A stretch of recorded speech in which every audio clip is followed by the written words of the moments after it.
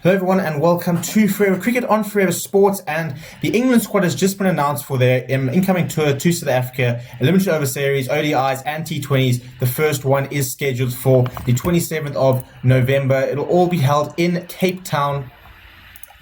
Behind closed doors, obviously, with no spectators. And some big names are being left out of the either squads. The likes of Ben Stokes being rested, Jofra Archer being rested, as well as Joe Root being rested for some of the games. So before we get into the squad itself, please do consider subscribing. Bottom right-hand corner there. Smash a like as well. Jump in the comments. Let me know what you think of the squad, what you think is going to happen during the series itself.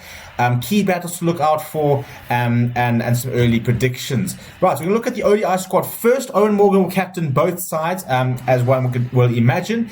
And obviously the big names missing there are Ben Stokes and Jofra Archer, who have been rested along with Sam Curran for the ODI series.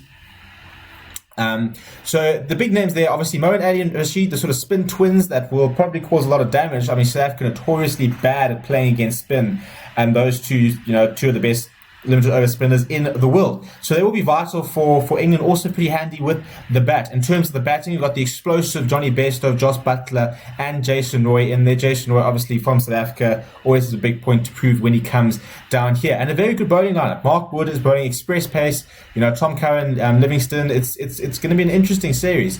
And obviously Joe Root there with a bit of class. So that's the thing about England, is that you just look at that side and there's so much balance. You've got the sort of big hitting in the likes of Eoin Morgan, Moeen Ali, jokes aside, Jos Buttler, Jason Roy and Johnny Bairstow. And you've also got the class of a player like Joe Root, who can really sort of just rotate the strike, knuckle down, keep his wicket and get the run rate ticking. So it's a very well balanced squad. And it might not be that the blockbuster with Ben Stokes, Jofra Archer, not necessarily that World Cup winning side, but it still is a very good squad and will still put in a very good performance, I'm sure. And will present a lot of challenges to South Africa, especially, as I say, the spinners who South Africa have struggled against in the past. And I think it's a big test for the bowlers, against some of the best batsmen in the world. And, Rabada and now Ngidi's been bowling pretty well. Nokia's been bowling pretty well in the IPL. So those three are going to be vital for South Africa to try and break through, as I said, some of the best limited over players in the world. Now, if you look at the T20 squad, the big names that come in for the T20 squad, or rather, I suppose the T20s actually are first. Jofra Archer is included, Ben Stokes is included, Sam Curran is included, Chris Jordan comes in, David Malan in as well. Reece Topley's actually in both squads, so a nice opportunity for him to sort of establish himself within the England setup and keep himself within the selection frame for beyond the tour itself. And you look at that squad, and it is a very good squad. I mean, as a T20 squad, it's got everything you need. Batting-wise, the likes of Jos Buttler, Bairstow, Eoin Morgan, Jason Roy, Ben Stokes, there's so much hard hitters in the squad. I mean, Jofra Archer can hit a long ball if he needs to. Sam Curran, even Tom Curran can bat pretty well. A lot of batting in that side as well.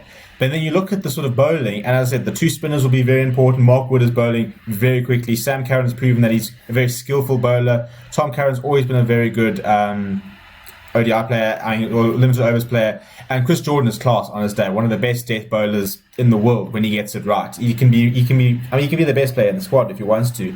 And Jofra Archer he's self-explained. So it's two very, very good squads, and England will have to be the favourites in the series.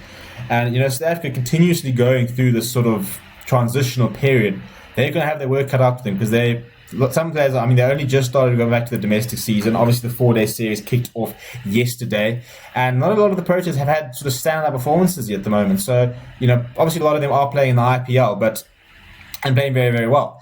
But you look at the likes of Aiden Markham, for example, who hasn't sort of been struggling. Reza Hendricks played quite well yesterday. Having said that, so he will be an important player, but. Yeah, obviously a very strong England squad. There will be the favourites. Let me know in the comments what you think. What players are you excited to watch? What do you think is going to happen in terms of the series? How's it going to go?